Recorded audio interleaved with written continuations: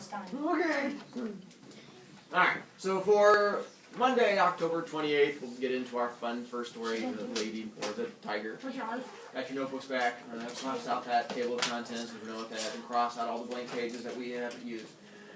Then, hopefully you have this part of your green sheet filled in. We've covered these 7 elements, so in theory you should be good to go. Then, going down to where it says irony. We've already covered irony. Do you guys remember what irony is from way back when we did it during poetry? Lolo?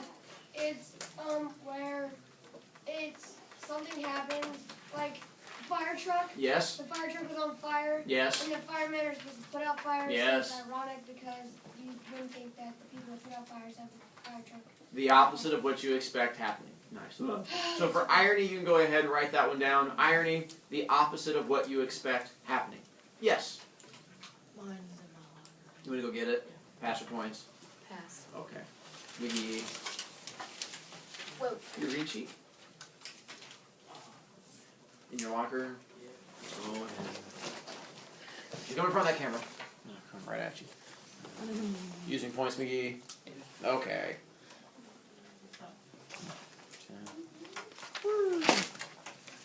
Yes, what's up? I have 2 things. What was it again? The opposite of? What you expect happening. And it doesn't look like it's on. I don't see like the how long. It is. It's okay. I saw it. It's okay. And foreshadowing. We haven't covered it yet, but it will play a big role in stories. You guys, it's something you guys apparently talked about last year. Do you guys remember what foreshadowing is? It's a shadow. Kind of. It's a shadow in front. Yes?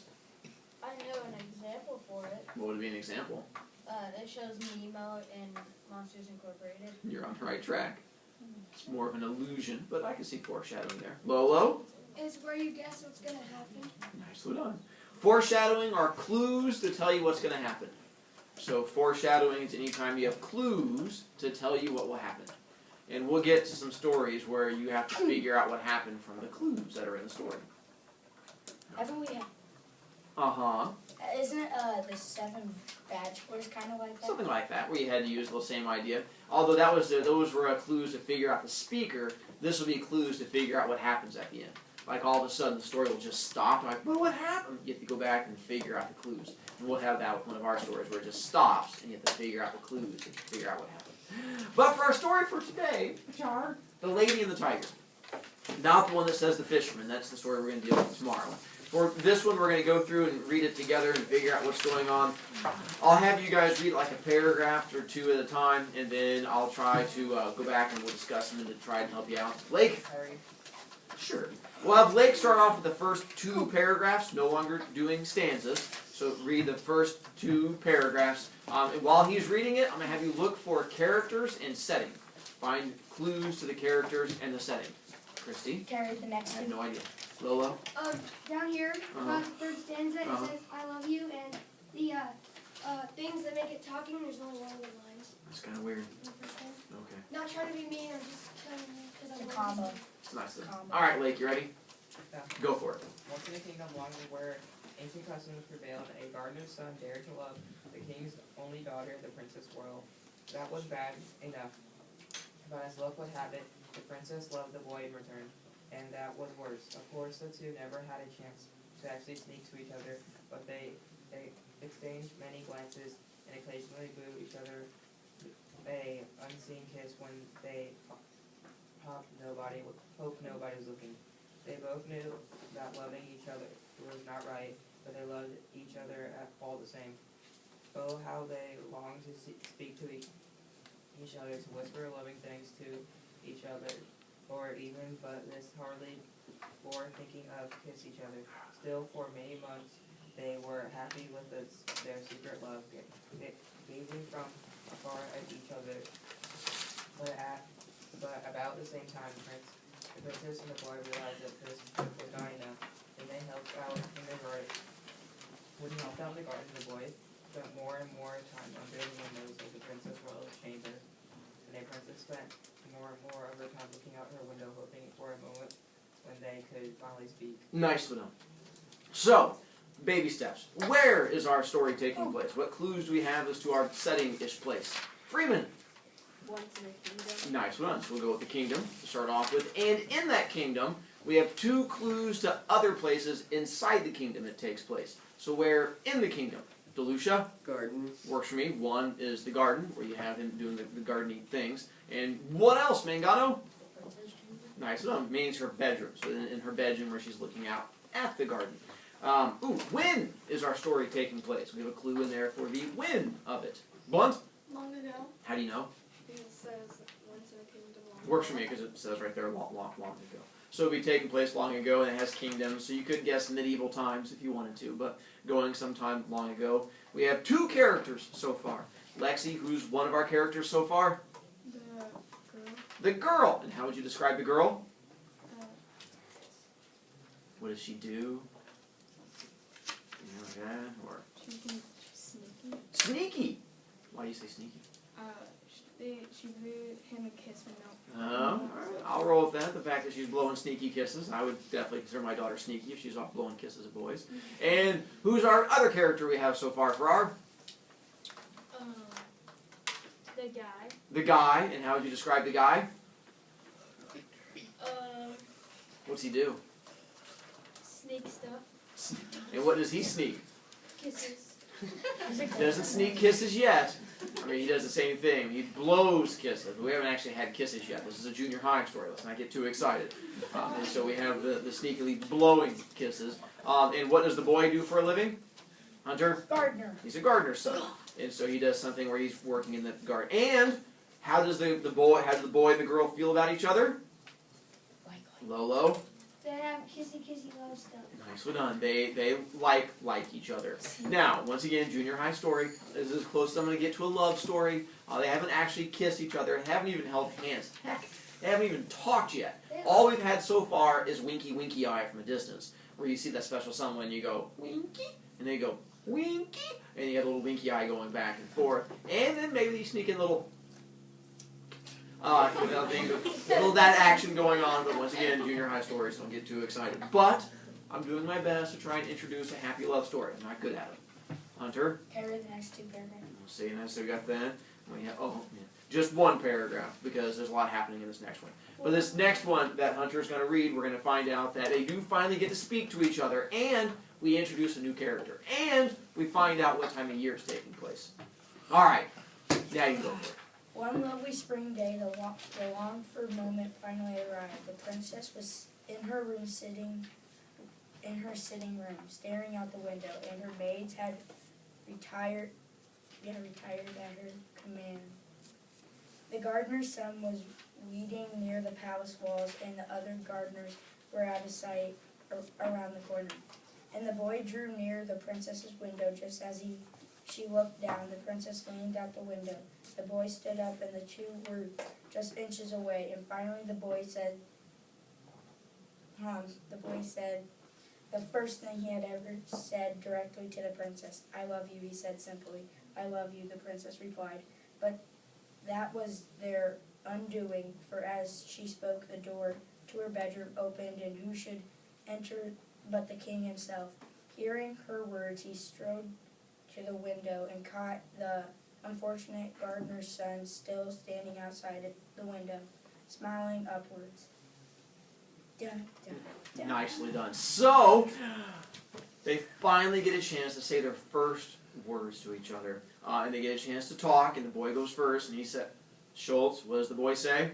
I love you. I feel the same way. Thank you. And so he finally gets a chance to talk, and that's when he says, I love you. And the girl replies, what does the girl say? I love you. Nicely done. And it says, I love you back, and it's all romantic. Except, we introduce a new character, Valerie. And who's our new character? This person comes in and hears her saying, I love you. The king. The king. And we don't know much about him yet, except for the fact that he can walk, apparently, because he walked into the room. But he overhears her saying the, I love you. And he gets all excited, because he's like, oh, my daughter loves somebody. So he goes to the window to find out who she loves, and it turns out, who is she saying it to? The gardener. The gardener's son. And he was like, oh, no, you didn't, because princess and then gardener's son. He was like, that's not going to happen. So now it turns out the boy is going to be accused of a crime. The crime is loving the princess, because that's illegal. You can't love someone higher up the ladder than you. And so she's like at the top of the ladder, and he's like down here at the bottom, holding the ladder. And so because of that, he can't love higher. But did the king hear him say, "I love you"? No. So the king does it. For all the king knows, she was just leaning out the window going, "I love you, trees. I love you, sky." And so he just interrupted her before she continued. So he doesn't know if she said it. So he's not sure. So we're going to have a trial and find out if he's guilty or not. The good news is, if he's guilty, there's only one punishment. And that, of course, will be death. Because that makes every story fun. And if he's innocent, it gets even better. So we're going to... Now, his particular trial, we don't use things like judges and juries, because that's for wussies. We use doors. I know, it's exciting stuff. So we're going to find out about this new door system here. I know what it is. Lolo, did you want to read? All right, I'm going to give you the next 2 paragraphs there. We're going to find out about this door system. All right, Lolo, go for it. Okay. Justice in the kingdom was swift, and in the eyes of the most just of kings was always fair.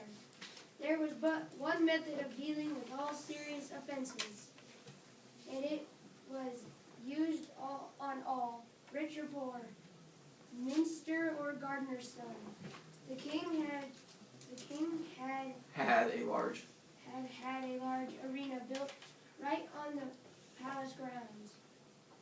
Prisoners were led into the center of the arena, where they were faced with 2 large doors. The prisoner was then to choose one of the doors and open it. Behind one door was always a lovely lady, and behind the other was always a fearsome tiger.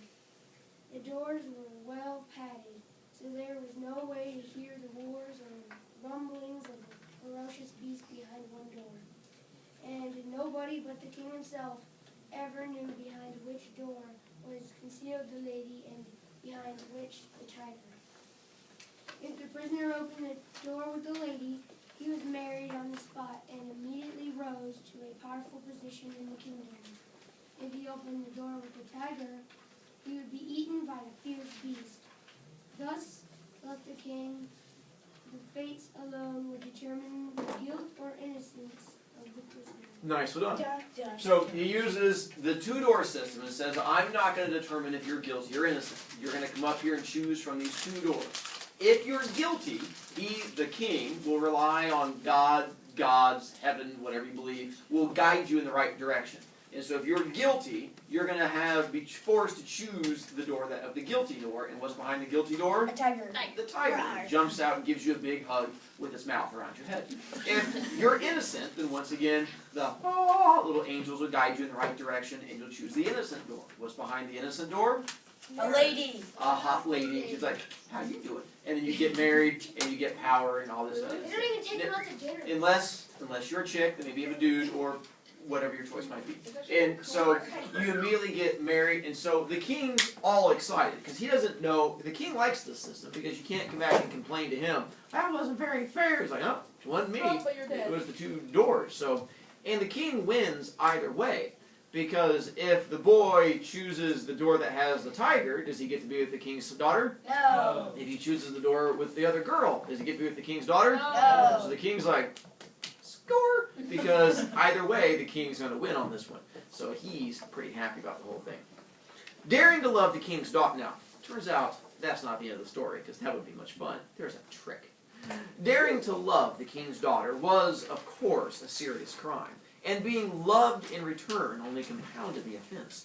The gardener's son was arrested on the spot and led to the prison to await his turn in the arena. But as he was led away, he saw the princess form a few words with her lips. Trust me, she breathed. So he retained a glimmer of hope. As he waited, however, his hopes faded. At the same time, the king grew more and more pleased with himself and his system of justice. Both had the same thoughts. Whatever the outcome, the boy would be forever separated from the princess. For if he chose the lady, he would of course be married on the spot, and thus forfeit forever his chances of marrying anybody else. And if he chose the tiger, he would not live another 10 minutes. Now, real quick, the princess. As he's being drug away and the guards have his arms and he's kicking his little feet and they're pulling him backwards, she says one last thing to him. The second thing she's only ever said to him. And what's the second thing she says to him? Trust me. Yeah, trust me. What's her plan? She has no idea. But she's a girl and she's like, don't worry, trust me. He's like, why? She's like, no idea. But we're going to find out that she's going to figure out I have to do something because I've now told this poor boy to trust in me. Like, Maybe you just get a divorce. good question. At the time, they didn't have divorce. This was pre-divorcing times. If you wanted a divorce, you had to find a really sharp stick in a dark room, and you just and you come back in and you're like, oh no, she just stopped breathing. There's a bunch of holes in it. But then you'd have to come back before the doors again. Like, did you murder her? No. And you come back. So they would. And if you did murder her, of course, which door would you pull open? The tiger. The tiger door, and it would eat you. So that's why they didn't have divorce back then. You're kind of out of luck. You were, I know, you have to like stay with the person forever. Mr. Brovac, that's scary. I know. Divorce. Yes. Even if you could get a divorce, you just go back to the daughter, and then you get caught again and go I to know. divorce again. Still wouldn't change. It'd be awful. Agent. When's what you were talking about with the divorce Mhm. stabbing? Yeah. Wouldn't that be called a stab in the dark? Probably. Oh, Hunter. so there's really no way he can get with the girl, even though if he gets a divorce. Yeah. Then you have to go to the door and marry the next girl. Yep. And then over and over. So he would never get to the princess. He just has to accept it. Unless the Not your princess notebook is in the stuff. door. While the boy was languishing in the prison, and languished comes from one of our past vocab words. You guys know what vocab word languish comes from? Nicely done. Languid, being all floppy. While the boy was languishing in the prison, and the king was feeling pleased with himself, the princess was very busy. By the eve of the day the prisoner was to be led out to the area, she'd managed by stealth and trickery to discover what normally only the king knew. Which door would contain the tiger, and which the lady. All that next night she tossed and turned. What should she tell her love? She didn't know how to decide. If he chose the lady, how could she bear to watch him there, married on the spot, happy beyond words at his escape from death? And then, to see him forever around the palace, with new power and respect, but forever further out of reach than she could bear. Would it not be better to end things quickly, and then meet him once again in that other world to which all are finally taken? But oh, how could she possibly condemn him to the horrible death of the tiger's teeth and claws, the screams, the blood? The princess did not sleep all night. But by morning she knew what she would do.